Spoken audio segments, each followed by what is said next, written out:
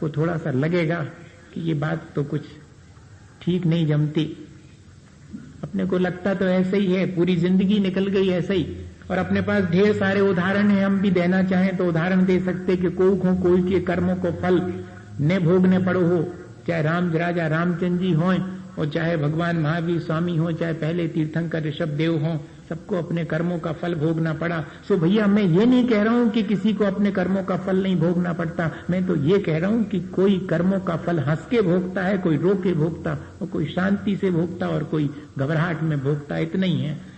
भगवान ऋषभ देव के भी 6 महीने कर्म का उदय रहा और उनको अंतराय रहा, लेकिन उन्होंने उस अंतराय को कैसे भोगा ये देखने की बात है।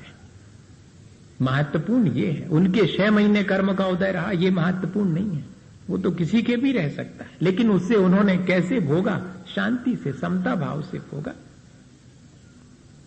ये चतुराई हमें सीखना पड़ेगी। अब देखें कि हम कर्मों को जीत सकते हैं क्या। कर्मों को जीतने के 3 उपाय हैं। पहला तो यह है कि बाह्य वातावरण से जितनी जल्दी सामंजस्य बन सके बना लेना चाहिए।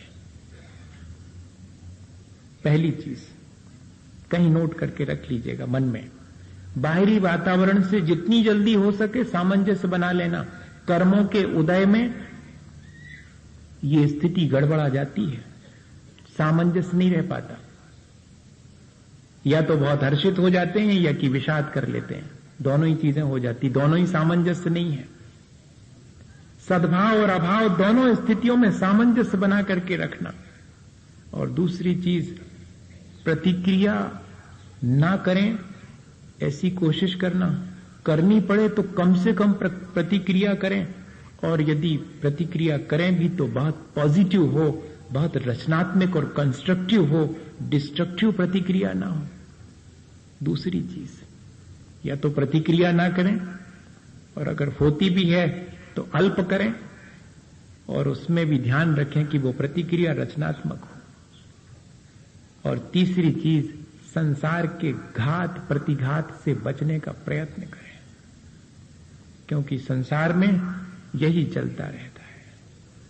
ये 3 ही चीजें हैं जिन पर हम विचार करें तो इससे हमारे कर्मों को हम व्यवस्थित कर सकते हैं, कर्मों को सही दिशा दे सकते हैं, वर्तमान के कर्मों को सही दिशा दे सकते हैं।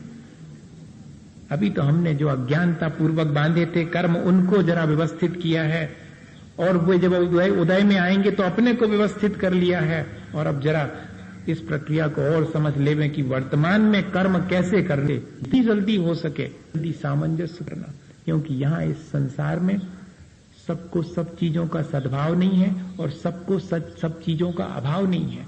कुछ चीजों का सद्भाव है, कुछ चीजों का अभाव है। और जब मेरे जीवन में कुछ चीजों का सद्भाव होता है और कुछ चीजों का अभाव बना रहता है, तब जब सद्भाव होता है तो मैं भूल जाता हूं कि उस सद्भाव में मुझे उन चीजों का सदुपयोग कैसे करना चाहिए। तब मैं उनका दुरुपयोग करने लगता हूं। और जब उन चीजों का अभाव होता है तब मैं उन चीजों के प्राप्त करने के लिए चाहे जैसा उपाय करने लगता हूं। मैं दोनों स्थितियों में अपने स्वधर्म से, अपने कर्तव्य से विमुख हो जाता हूं। बस यहां जाकर के मैं अपना सामंजस्य खो बैठता हूं। वर्तमान के कर्मों को व्यवस्थित करने का उपाय यही है कि जो सद्भाव और अभाव है चीजों का, उसके बीच मैं देखूं कि कैसे मैं अपने स्वधर्म को या कि अपने कर्तव्य को निभाता रहूं।